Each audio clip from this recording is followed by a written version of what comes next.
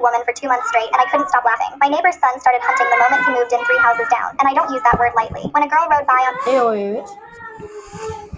I watched my big brother harass a woman for 2 months straight, and I couldn't stop laughing. What? What? What on God's green earth did I just hear? Oh, nah.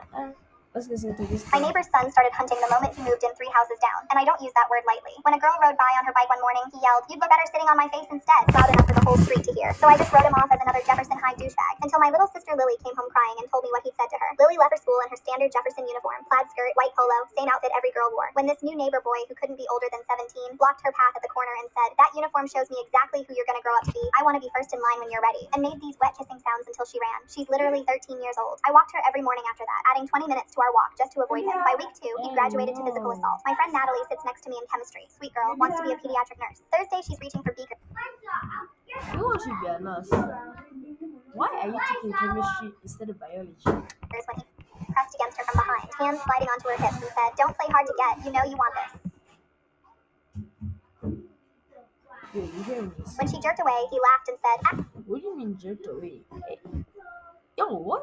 "Accident, but you felt how hard I am. I know you liked it." The teacher was writing equations on the board, completely oblivious. Then he targeted Mrs. Johnson, a 30-year-old married woman who was just trying to plant marigolds in her front yard. This piece of crap stops his bike, watches her kneeling in the dirt, and says, "I like you in that position," and bent over. "If you're bored of your husband, I can show you what a real man feels like." Then stood there grinning while she scrambled inside. No woman in the neighborhood was safe, and it didn't matter if you were 14 or 40. Sunday morning, my mom and a few other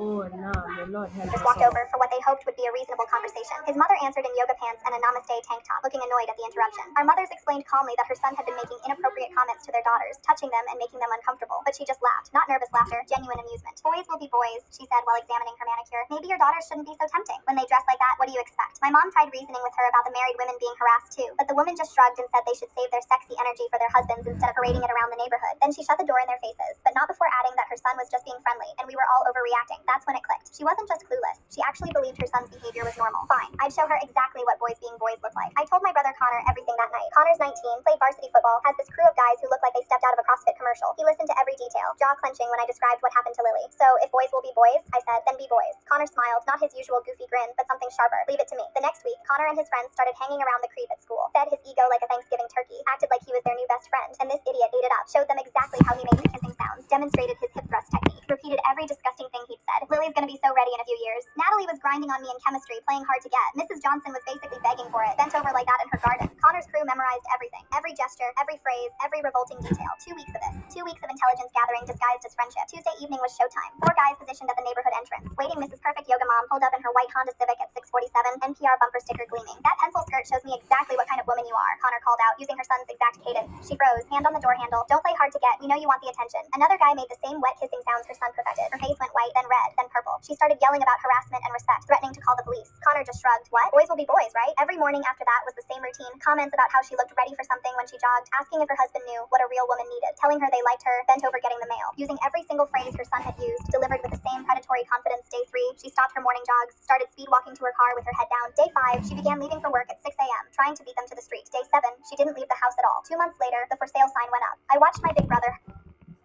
Hey, yo, genuinely, you guys should not do this. Simply, you have to an adult, man. You have to a genuine adult. Because, man, what is this? You guys will surround on me.